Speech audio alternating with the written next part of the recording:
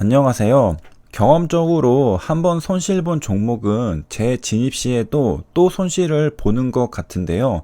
실제로도 그런지 확인해 보았습니다. 두 가지 그래프를 따로 구분해서 그렸는데 첫 번째는 이겼을 때, 두 번째는 졌을 때입니다. 그러니까 첫 번째 매매에서 이겼을 때, 그 다음 후속 매매에서는 수익률이 어땠는지를 본 것이고, 오른쪽에 있는 그래프는 첫 번째 매매에서 손실을 봤을 때, 후속 매매에서 수익이 어땠는지를 점으로 찍어 본 것입니다. 먼저 첫 번째 매매에서 이겼을 때, 첫 번째 매매에서 1% 수익을 냈을 때, 2% 수익을 냈을 때, 5% 수익을 냈을 때, 가로축은 첫 번째 매매의 수익률입니다. 그에 따른 후속 매매들은 수익률이 어땠을까? 일단 가장 눈에 띄는 부분은 역시 손실 부분이죠. 첫 번째 매매에서 2%대의 수익을 봤던 종목들은 다시 진입할 때는 오히려 그 수익을 뱉어냈습니다. 마이너스 2%보다 더 크게 뱉어낸 것도 있죠. 그러니까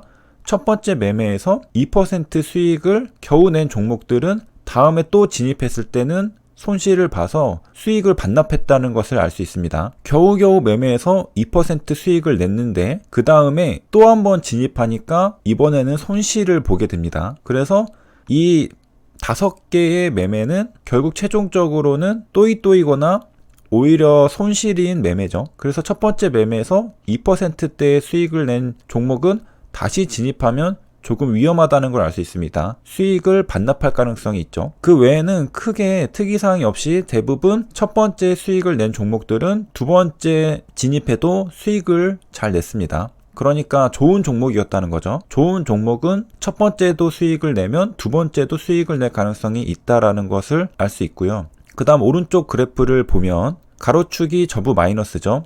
왜냐? 첫 번째 매매에서 손실을 본 경우이기 때문이죠. 여기서도 제 매매의 특징을 발견할 수 있는데 수익을 볼 때는 1% 이상, 5%까지 최소 1%가 넘는 걸 알 수 있습니다. 하지만 손실을 볼 때는 대부분 마이너스 1% 안으로 끊어냅니다. 사실상 본전에 매도한 수준이죠. 들어갔다 아니다 싶으면 굉장히 짧게 손절을 치고 나온 것입니다. 그리고 들어갔을 때 맞았다 싶으면 2%, 3% 정도 수익을 내는 걸 알 수 있죠. 그러니까 아니다 싶었을 때는 1% 내로 잘라내고 맞았다 싶을 때는 2% 정도까지 보는 거죠. 그래서 저번 영상에서 제 손익비 통계를 다뤘는데 그때 손익비가 2대1이었죠. 그 결과와도 일치하는 걸 볼 수 있습니다. 수익을 볼 때는 대략 2%를 보고 손실을 볼 때는 대략 1%로 잘라냅니다. 그래서 손익비가 2대1인 매매를 사용하는 게 제 매매입니다. 이러면 확률이 조금 떨어져도 매매가 가능하겠죠. 그리고 승률이 올라가면 굉장히 유리해질 것입니다. 어쨌든 첫 번째 매매에서 손실을 봤을 때 어떤 패턴이 있는지 살펴보도록 하겠습니다. 일단 이쪽에 꽤 있고 또 마이너스 0.2% 쪽에 몰려 있습니다. 그리고 위아래의 개수를 보니까 거의 비슷비슷한 걸 알 수 있습니다. 그러니까 손실을 봤던 종목은 재진입하면 대략 절반의 확률로 벌고 잃고 한다는 거죠. 재진입 시의 수익률도 제 손익비 통계와 어느 정도 일치하는 걸 볼 수 있는데 잘라낼 때는 마이너스 1%대에 잘라내는 걸 알 수 있고 그리고 벌 때는 2%대 수익 실현한다는 걸 알 수 있습니다. 그리고 전체적으로 보면 확연하게 알 수 있는 게 손실이 더 많죠. 수익을 본 점은 몇 개 없어 보이는데 손실을 본 점들은 더 많아 보입니다. 왼쪽에도 아래에 점이 많지만 오른쪽에는 더 많습니다. 조금 더 해석을 해보자면은 이 부근을 보면 첫 번째 매매에서 마이너스 0.6%대로 손실 보고 잘라낸 종목을 재도전하니까 더 맞았다 라는 걸 알 수 있고 손실 봤는데 또 들어가니까 또 손실 본 거죠. 그리고 요 위의 경우는 처음에는 손실 봤지만 두 번째 복수에 성공했던 걸 알 수 있습니다. 그렇다면 구체적인 숫자로는 어떻게 나타낼 수 있을까?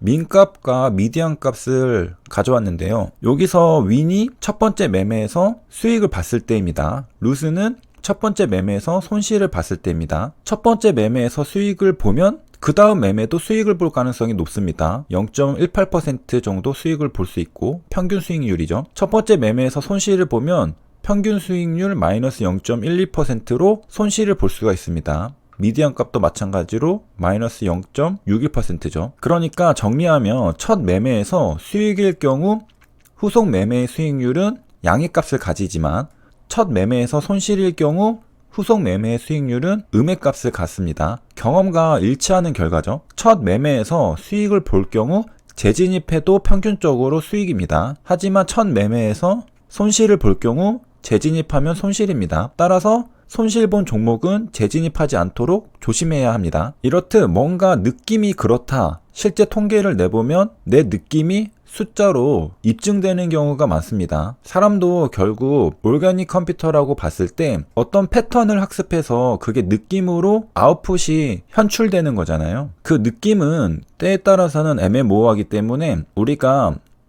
컴퓨터로 디짓으로 좀 더 명확하게 구체화시킬 수 있는 것입니다. 이런 식으로 매일매일 통계를 내면서 주식 공부를 하는 것은 중요한 건데요. 주식 공부에서 결국 돈을 조금이라도 더 잘 벌고 하면 더 이득이잖아요. 그래서 귀찮지만 힘을 내서 노력하면 조금씩 더 개선될 수 있습니다. 그리고 통계 자료에 따라서 나의 기법을 만들어야 되고 그 기법에 따라서 매매를 해야 합니다. 일관되게 말이죠. 지금 당장은 힘들어 보이지만 5일 뒤, 한 달 뒤는 완전히 다른 삶, 다른 생활이 될 수도 있습니다. 지금 힘든 걸 버티면 됩니다. 그렇게 나의 가장 큰 관심사, 하나의 주제에만 선택과 집중하고 정진해 나가면 좋은 결과가 있을 것입니다. 그리고 아는 것과 행동하는 것은 다르죠. 알고 행동하지 않으면 결국에는 모르는 것이 됩니다. 그래서 아는 것들을 행동으로 옮길 수 있게 내 루틴에 정리해놔야 되고요.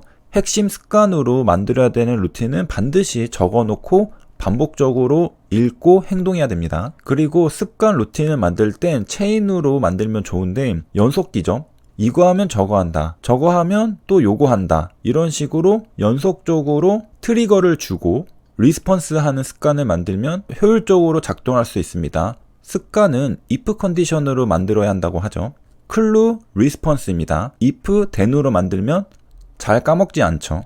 제가 예전에 서태지의 초창기 정말 옛날 영상을 본 적이 있는데 집에서 음악 작업을 하던 동영상이었습니다. 그런데 신기했던 건 서태지는 엄청난 얼리 어댑터였습니다. 그 당시 플로피 디스크는 대중적으로 크게 보급되지는 않은 상태였다고 하더라고요. 댓글을 보니까. 그런데 서태지의 작업실에는 플로피 디스크 등 굉장히 여러가지 최신 기술과 기기들이 있었습니다. 신기술이죠. 그리고 서태지는 기존에 한국에는 없었던 새로운 걸 만들었죠. 어떤 새로운 걸 창조한 건데요.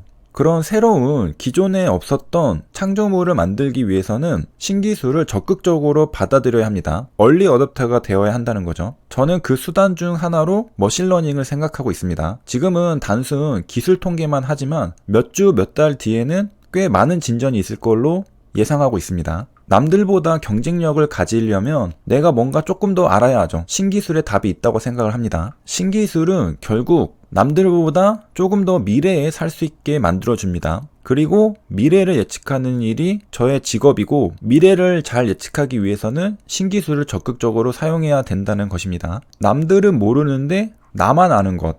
거기에 기회가 있죠. 주식 투자도 마찬가지로 남들은 몰라서 이 자리에서 매도를 하는데 나는 그 물량을 받고 매수하는 것. 투매가 나오면 매수하는 것. 이런 것들은 누구는 몰라서 매도하고 누구는 알아서 매수하고 이런 차이거든요.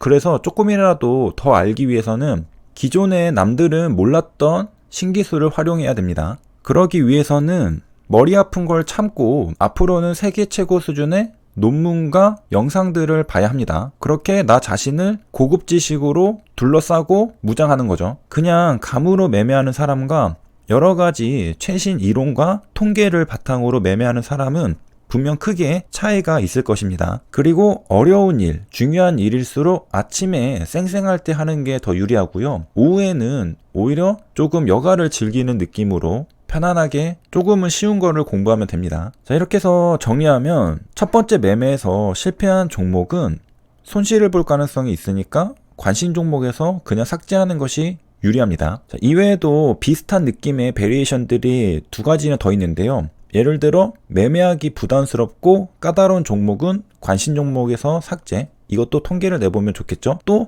예상할 수 없는 괴팍한 움직임을 보이는 종목도 관심 종목에서 삭제, 갑자기 폭포수가 쏟아지거나 그런 종목들이죠. 역시 이것도 통계를 내볼 수 있을 것입니다. 사람은 보채지 않으면 결국 마감을 놓치기 때문에 항상 자기 자신을 쪼이면서 보채야 합니다. 그래야 열심히 하니까요.